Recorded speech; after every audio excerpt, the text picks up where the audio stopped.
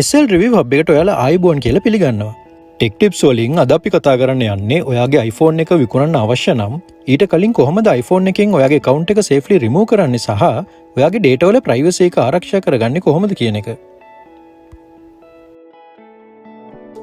Step number 1 විදියට මුලින්ම ඔයා Apple Watch එකක් use කරන කෙනෙක් නම් ඒකෙන් මේ iPhone එක unpair කරගන්න. Step number 2 එක විදියට ඔයාගේ device එක iCloud එකට backup කරගන්න. එහෙම කරන්නේ ඔයා වෙන iPhone එකක් ගත්තම මේ iPhone එකේ තිබුණු data සහ settings අලුත් phone එකට restore කරගන්න පහසු නිසා. ඉතින් ඒකට මුලින්ම settings වලට ගිහින් account name එක උඩ touch කරලා iCloud එක select කරන්න. ඊට පස්සේ පහළට යනකොට තියෙන iCloud backup කියන එක select කරන්න. ඊට පස්සේ screen එකේ පේන backup now කියන එක select කරලා ඔයාගේ phone එක iCloud එකට backup කරගන්න. මට මේ වෙලාවේ ඒක කරන්න අවශ්‍ය නැති නිසා මම මේක select කරන්න යන්නේ. Step number 3 එක විදියට Find My iPhone කියන function එක off කරන්න. ඒකට settings වලට ගිහින් account name එක select කරලා Find My කියන එක select කරන්න. ඊට පස්සේ උඩින්ම තියෙන Find My iPhone කියන එක select කරලා එන screen එකේ Find My iPhone කියන toggle switch එක off කරන්න. එතකොට ඔයාගේ Apple ID password එකට prompt කරනවා. ඔයාගේ password එක ලබා දුන්නම Find My iPhone කියන function එක off වෙනවා.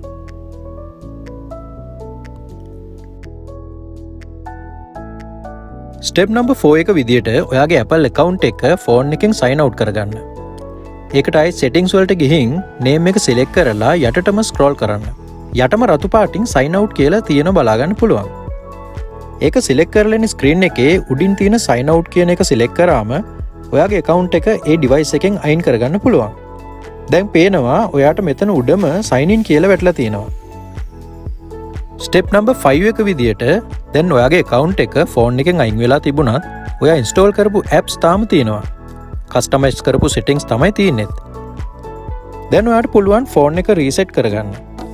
ඒකට ඔයා settings වලට ගිහින් general කියන tab එක select කරන්න. එතකොට ඉන්නේ screen එකේ යටම reset එක බලා ගන්න පුළුවන්.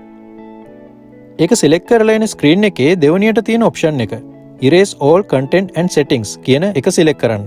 එතකොට ඔයාගේ passcode එකට prompt කරනවා. ඒක ලබා දුන්නම දෙපාරක්ම select කරන්න ඕනේ erase iPhone කියන එක. එහෙම දීලා තියෙන්නේ ඔයාට අත්වැරදීමකින් iPhone එක erase වෙන එක නවත්ත ගන්න. ඊට පස්සේ ඔයාලට බලා ගන්න පුළුවන් iPhone එක reset වෙලා factory default settings එක ඔයාගේ phone එක කඩෙන් ගන්නකොට තියෙන condition එකෙන් iPhone එක on වෙනවා.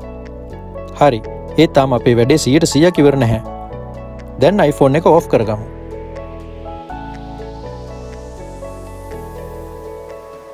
Step number 6 එක විදියට iCloud account එකනොත් device එක අයින් කරගන්න ඕනේ. ඒකට ඔයාගේ PC එකෙන් iCloud.com කියන site එකට ගිහින් ඔයාගේ iCloud account එකට log වෙන්න.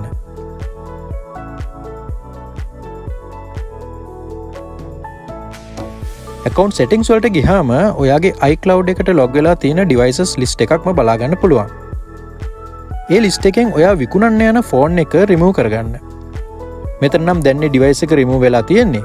උදාහරණයක් විදිහට මෙන්න මේක ඔයාට remove කරන්න අවශ්‍ය නම් ඒක උඩ click කරලා එන list එකෙන් අවශ්‍ය device එකට ඉස්සරහින් තියෙන මේ පොඩි cross එක click කරාම device එක account එකෙන් remove වෙනවා. දැන් අපි process එක ගොඩක් දුරට ඉවර කරලා තියෙන්නේ. අවසාන වශයෙන් step number 7 විදියට SIM removal tool එකකින් විකුණන iPhone එකේ SIM tray එකේ තියෙන ඔයාගේ SIM එක ඉවත් කරගන්න අමතක කරන්න එපා.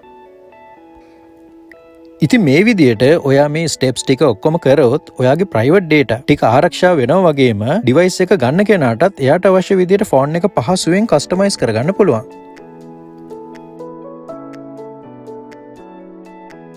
අද අපි කතා කරේ iPhone එකක් විකුණන්න කලින් මොකක්ද කරන්න ඕනේ කියන එක. ඊළඟ tech tips වීඩියෝ එකෙන් බලමු iPhone එකක් ගන්න ඉන්න කෙනෙක්ට අමාරුයි නොවැටි හොඳ iPhone එකක් තෝරගන්නේ කොහොමද කියලා. ඒ කියන්නේ ඔයාලා ගන්න iPhone එක අලුත් එකක්ද? එහෙම නැත්නම් warranty replacement එකකට ලැබුණු එකක්ද? එහෙම නැත්නම් refurbished හරි personalized හරි කරපු phone එකක්ද කියන එක. අපි කලින් කරපු ගොඩක් ප්‍රයෝජනවත් වෙන tech tips ඔයාලට උඩ දැන් පේන link එකෙන් ගිහින් බලන්න පුළුවන්. ඒ වගේම SL Review Hub එකෙන් කරපු අනිත් reviews සහ ඒ වගේ user experience එක ගැන කතා කරපු videos බලන්නත් අමතක කරන්න එපා.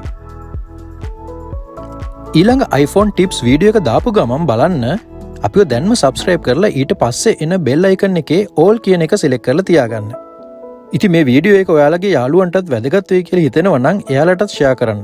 ඔයත් යමක් ඉගෙන ගත්තා නම් like එකකුත් දාගෙන යන්න.